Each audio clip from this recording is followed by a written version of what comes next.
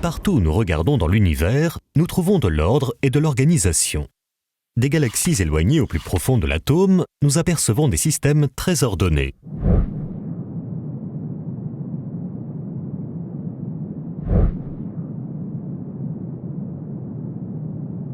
Et d'une manière générale, notre bon sens et notre saine nature reconnaissent que des systèmes ordonnés ne proviennent pas du hasard. Par exemple, dans notre vie de tous les jours, nous rencontrons ce genre de systèmes tout autour de nous. Les systèmes ferroviaires, les systèmes électriques, les systèmes électroniques, les systèmes d'éclairage, ainsi que les systèmes de tuyauterie constituent quelques exemples parmi tant d'autres. L'idée que tous ces systèmes se seraient créés par hasard ne viendrait même pas nous traverser l'esprit.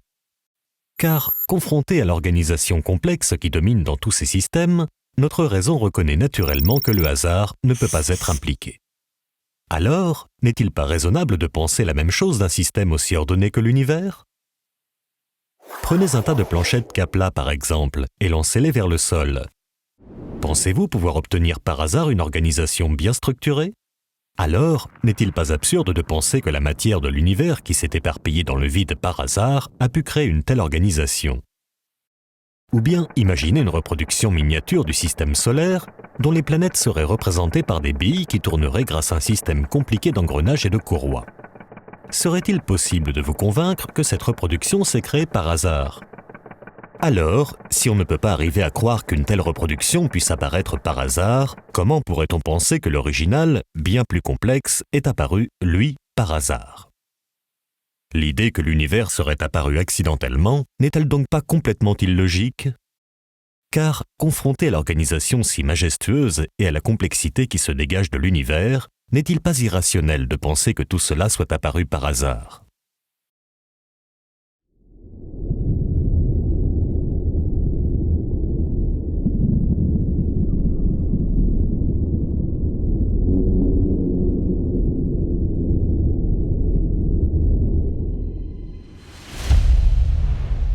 Toute espèce vivante est composée de milliards de cellules environ 1000 fois plus petites que les dernières phalanges de votre main.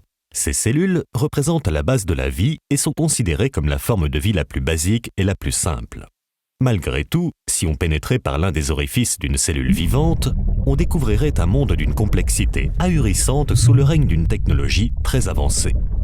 Toutes sortes de machines semblables à des robots se présenteraient à nos regards dans toutes les directions. Par exemple, les molécules appelées kinésines ressemblent à des robots avec des jambes et des bras. Un peu comme des facteurs, leur rôle est de délivrer des paquets de protéines d'une partie de la cellule à une autre.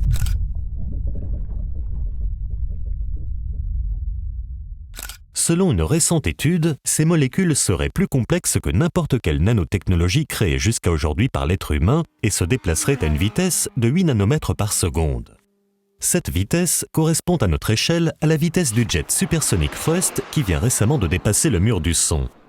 Autre exemple, avec l'ATP synthase, un générateur high-tech d'énergie dont le rôle est de fournir l'énergie dont a besoin une cellule vivante pour vivre. Perçu comme l'une des merveilles du monde moléculaire, il s'agit du plus petit moteur rotatif au monde.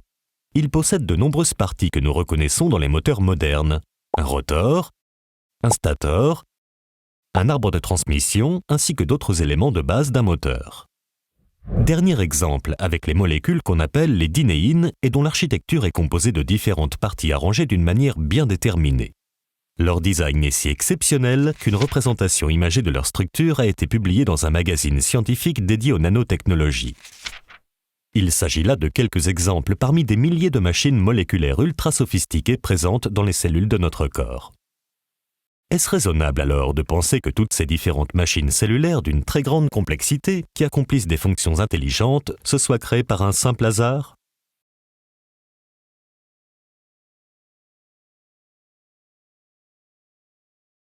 Avec ce qui a été découvert par la biologie moléculaire et ce qui a été découvert par la génétique, je connais plusieurs scientifiques célèbres en France qui sont tellement impressionnés par ces données, de ces nouvelles disciplines scientifiques, qu'ils admettent maintenant qu'ils croient en Dieu. Je connais plusieurs personnes qui étaient matérialistes auparavant et qui disent maintenant qu'elles sont forcées de croire en Dieu du fait de ce que nous connaissons aujourd'hui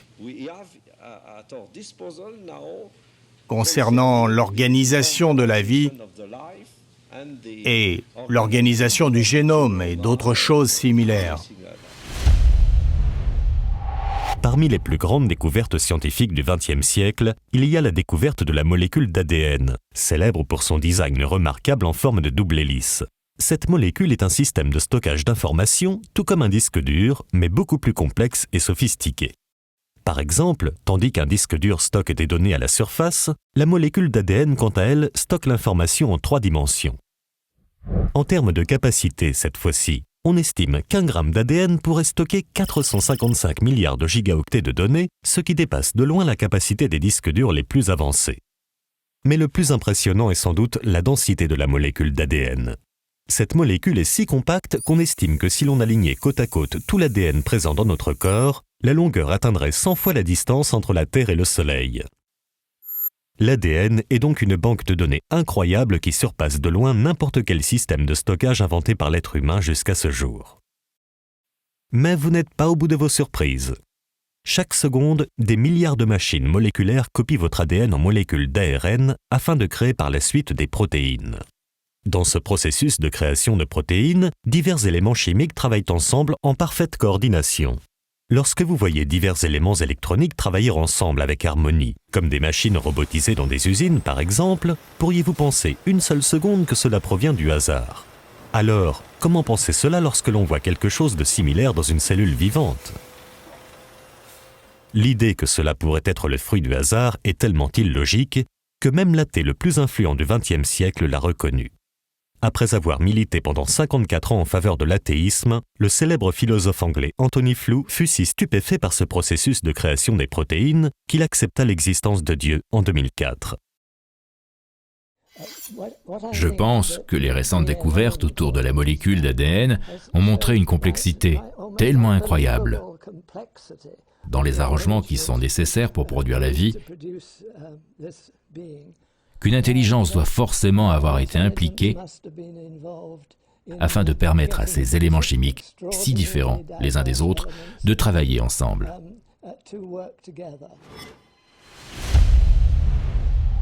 La raison humaine reconnaît de manière innée que toute création suppose l'existence d'un créateur. Notre bon sens et notre saine nature reconnaissent que derrière l'existence d'un design se trouve forcément un designer. Par exemple, lorsque l'on regarde une peinture, on en déduit logiquement l'existence d'un peintre. Lorsque l'on regarde un bâtiment, on en déduit logiquement l'existence d'un architecte. Lorsque l'on regarde une montre, on en déduit logiquement l'existence d'un horloger. Alors, lorsque l'on regarde la création autour de nous, n'est-il pas raisonnable d'en déduire l'existence d'un créateur ?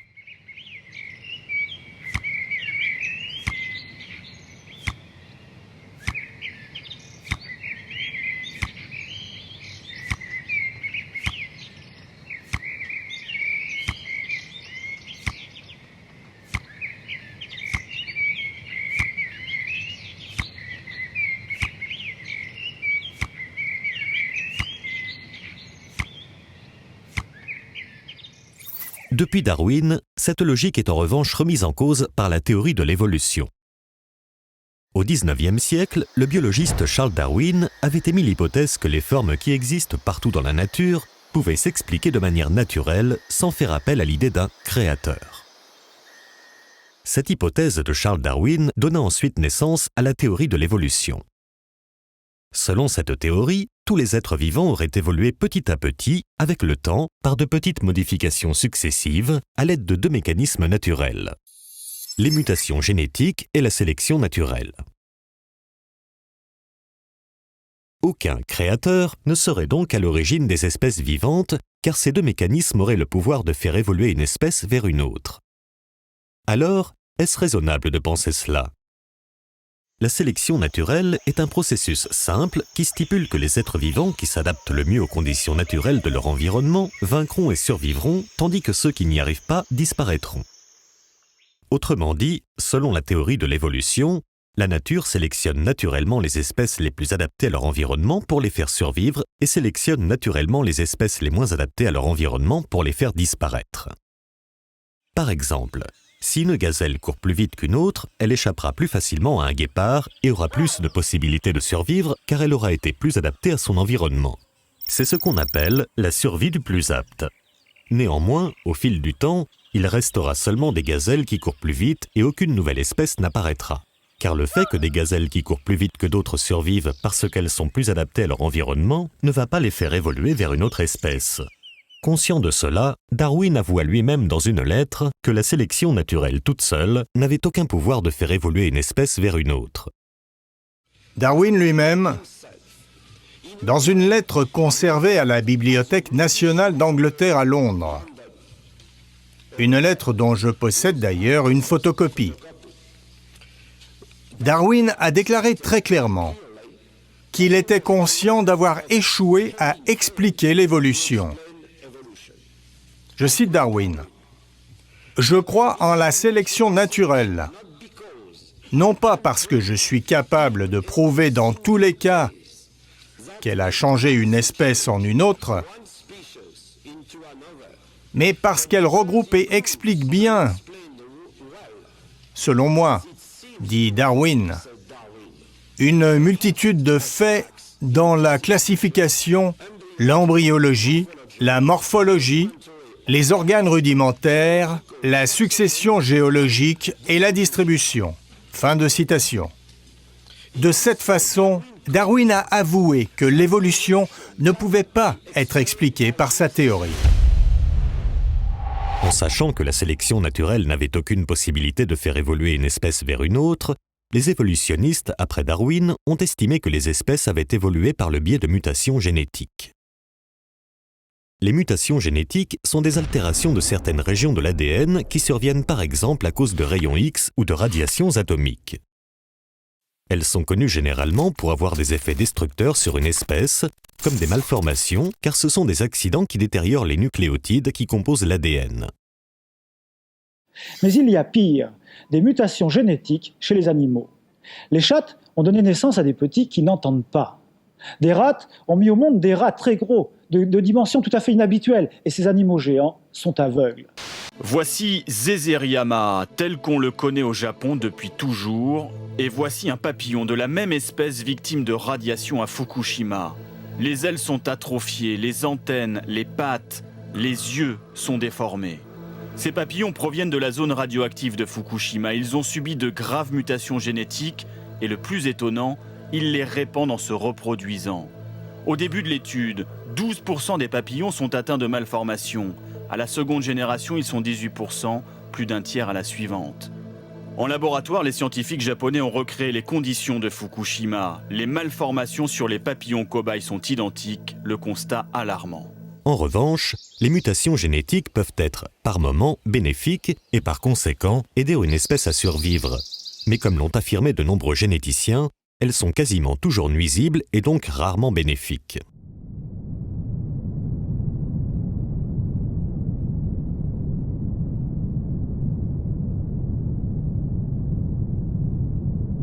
En effet, la plupart des mutations produisent des anomalies,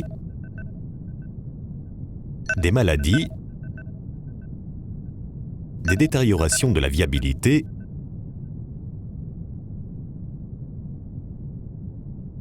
et des monstruosités.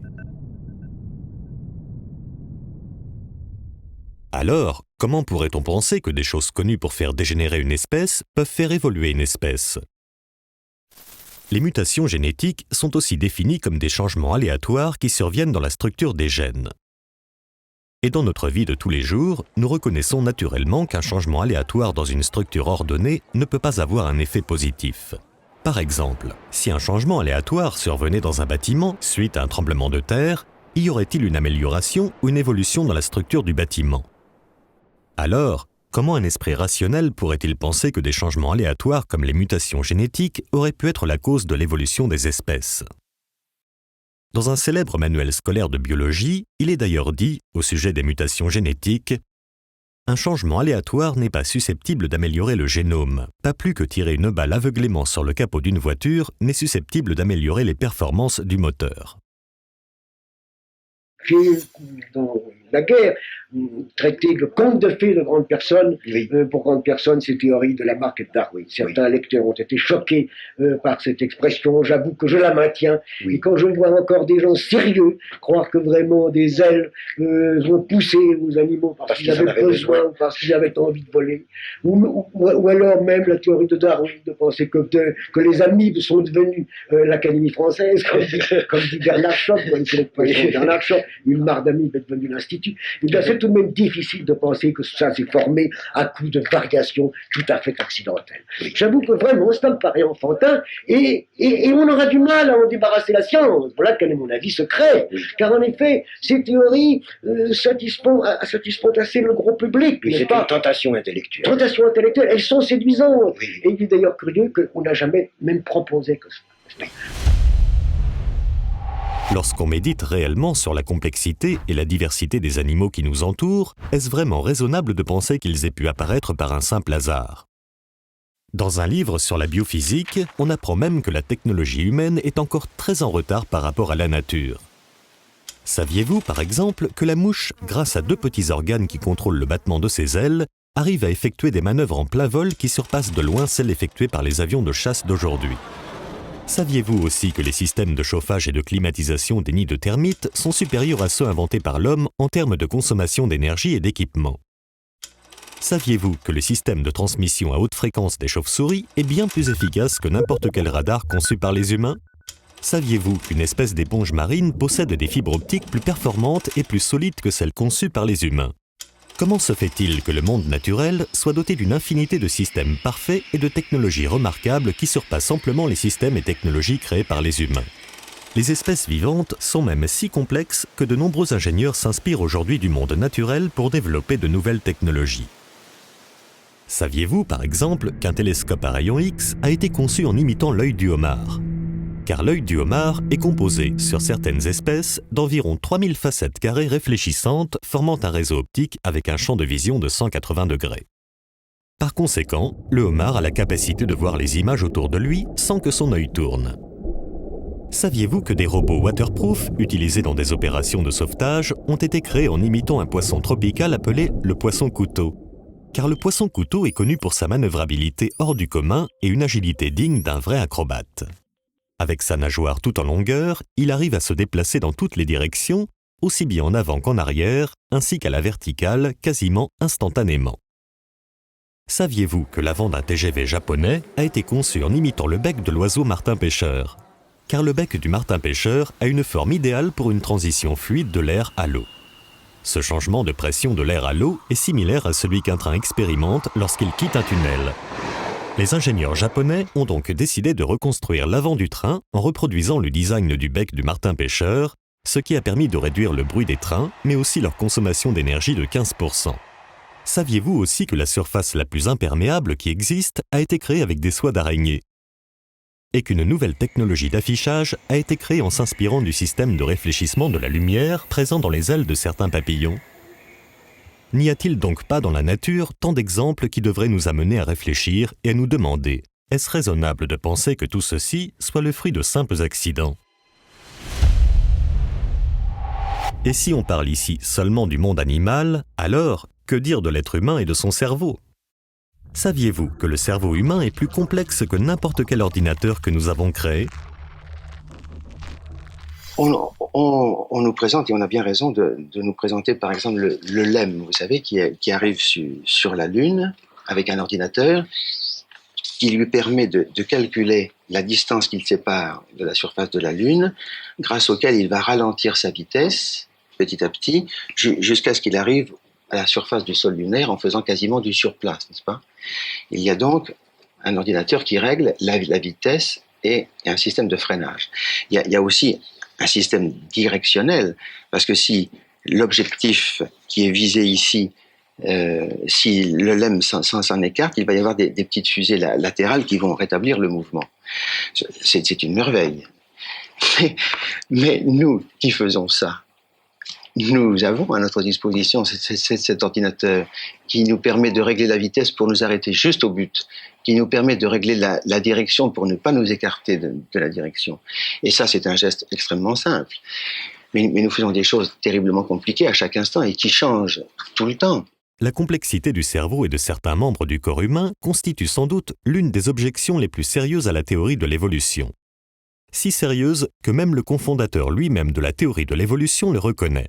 Son nom, Alfred Russel Wallace, le cofondateur de la théorie de l'évolution avec Darwin.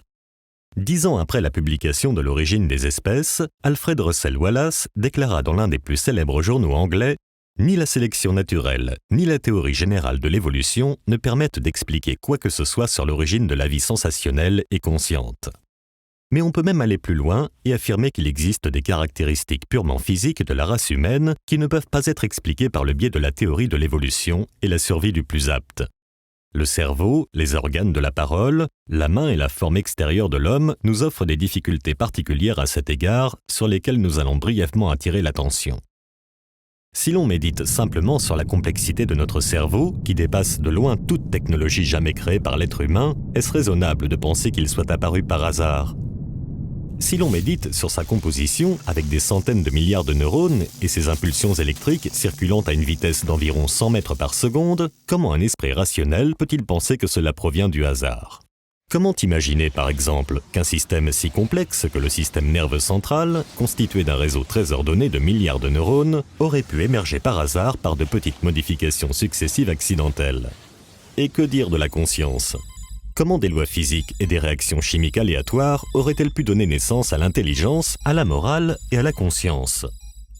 Pour beaucoup, prétendre que la conscience provient métaphoriquement parlant d'un tas de terre et de cailloux est une absurdité inconcevable. Lorsqu'on médite réellement sur nous-mêmes et sur notre corps, n'est-il pas difficile de croire que toutes ces perfections est le résultat de simples accidents ? Saviez-vous, par exemple, que notre corps est composé de plus de 100 000 km de vaisseaux sanguins, d'environ 25 000 km de bronches, de 800 millions d'alvéoles, de 10 000 bourgeons gustatifs, de 250 récepteurs sensoriels par centimètre carré de peau, de plus de 600 muscles, de 10 à 25 millions de récepteurs olfactifs et de 100 000 milliards de cellules. Alors, comment un esprit sain peut-il croire qu'un organisme si sophistiqué soit le résultat de causes accidentelles ? Moi, je ne peux pas arriver à penser que par une série de petites mutations fortuites, les êtres les plus compliqués, les êtres supérieurs se sont formés. Remarquez, le problème est peut-être moins affolant pour un botaniste que pour un biologiste. Il l'est encore davantage. À vous trouver. Mais j'ai l'impression quand même qu'il est moins terrible de se demander comment s'est formé un chêne ou un sapin que de se demander comment s'est formé un homme. Oui, peut-être. Tout de même. Le malheur, c'est que nous n'étions pas là, n'est-ce pas ? Voilà, c'est ça. Mais justement, ça m'intéresse beaucoup de prendre contact avec un botaniste. Est-ce que pour lui, le problème est aussi angoissant ? Le problème est aussi angoissant. Le Oui, problème est aussi angoissant, mais peut-être est-il plus spéculatif, plus théorique quand même. Tout de même, vous avez les formes supérieures des végétaux, Oui. mais vous n'avez pas ce terrible, je prends ce mot terrible, ce terrible aboutissement du cerveau humain et de la pensée, n'est-ce pas ? Oui, bien C'est sûr. le problème plus dramatique. Oui. Disons que chez vous, le problème est moins dramatique quand même. Peut-être parce que des champignons, des végétaux aussi primitifs que les champignons, par exemple, posent moins de problèmes Moins de que problème. des oui. animaux qui sont doués d'un organisme extraordinairement différencié. Oui, le passage du champignon quand même au chêne Oui. doit être quand même pour vous moins effrayant que le passage d'un ver de terre à l'homme. Je ne sais pas. Non, vous ne le savez pas. Je ne sais pas. Oui. Je ne sais pas, c'est aussi incompréhensible. C'est aussi incompréhensible. C'est aussi Alors, incompréhensible. J'aime bien ce mot car c'est vraiment pour l'instant ma conclusion. Aujourd'hui, en France, il est communément accepté que la théorie de l'évolution est un fait scientifique prouvé et que seuls les ignorants la rejettent. Pourquoi ? Car la théorie de l'évolution est aujourd'hui la théorie dominante et officielle au sein de la science pour expliquer l'origine de la vie. Par conséquent, tous les manuels scolaires, les publications scientifiques, ainsi que les programmes scientifiques télévisés sont rédigés par les partisans de la théorie. Du coup, beaucoup de personnes pensent que cette théorie est un fait scientifique prouvé et que la remettre en question relève de l'ignorance ou de l'intégrisme religieux.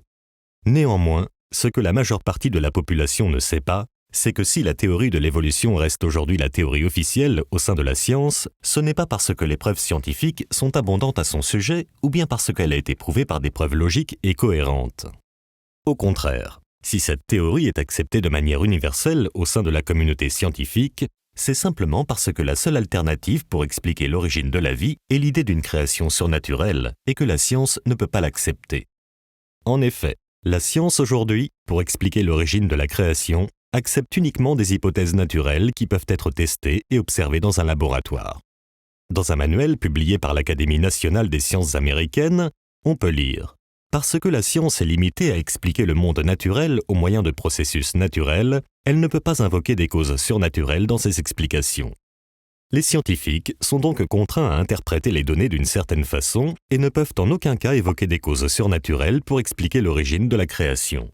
Donc, étant donné que la théorie de l'évolution est la seule explication naturelle possible concernant l'origine de la vie, alors toutes les données scientifiques vont nécessairement être interprétées suivant le scénario de l'évolution. Prenons un exemple avec les similitudes physiques entre l'être humain et le singe. Étant donné que les scientifiques n'ont pas d'autre choix que d'interpréter ces similitudes en utilisant la théorie de l'évolution, ils interprètent ces ressemblances physiques en disant que nous descendons du singe. Néanmoins, il existe une autre interprétation tout aussi acceptable, voire même beaucoup plus logique selon certains, qui est de dire qu'il existe un créateur commun. Prenons par exemple une Porsche 356 et le premier modèle de la voiture coccinelle de Volkswagen. Elles ont toutes les deux un moteur à 4 cylindres, une suspension indépendante, 2 portes, un coffre à l'avant et beaucoup d'autres similitudes.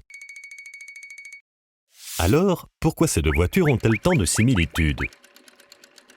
Parce qu'elles avaient le même créateur, qui était l'ingénieur automobile Ferdinand Porsche. Alors, si un constructeur automobile utilise couramment les mêmes parties dans des voitures différentes, pourquoi être surpris si le créateur de la vie a utilisé la même biochimie et les mêmes structures dans de nombreuses créatures différentes? Donc, lorsqu'on voit des similitudes entre les êtres vivants, et notamment entre l'homme et le singe, pourquoi cela impliquerait-il forcément une descendance commune et pas un créateur commun? La réponse, encore une fois, est simplement que les scientifiques sont contraints d'interpréter les données scientifiques selon la théorie de l'évolution.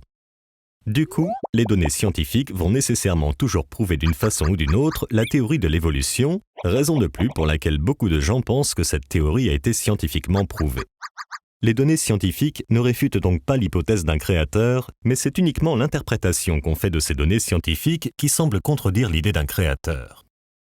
Et si une création divine n'est jamais mentionnée comme explication possible de l'origine de la vie, c'est simplement parce qu'elle n'est pas naturelle et non pas parce qu'elle est fausse. Le scientifique Scott Todd confirme cela dans l'un des plus prestigieux magazines scientifiques. Même si toutes les données pointent vers un designer intelligent, une telle hypothèse est exclue de la science car elle n'est pas naturelle. L'hypothèse d'une création divine est donc automatiquement exclue de la science, même s'il s'agit de la meilleure explication, tout simplement parce que cette hypothèse n'est pas naturelle. C'est malheureux à dire, mais la science, de nos jours, pour expliquer l'origine de la vie, cesse donc d'être à la recherche de la vérité, car elle est devenue esclave de la doctrine du naturalisme et du matérialisme. En résumé, si la théorie de l'évolution reste aujourd'hui la théorie officielle au sein de la science, c'est uniquement parce que c'est la seule explication naturelle possible concernant l'origine de la vie et non pas parce qu'elle a été prouvée scientifiquement.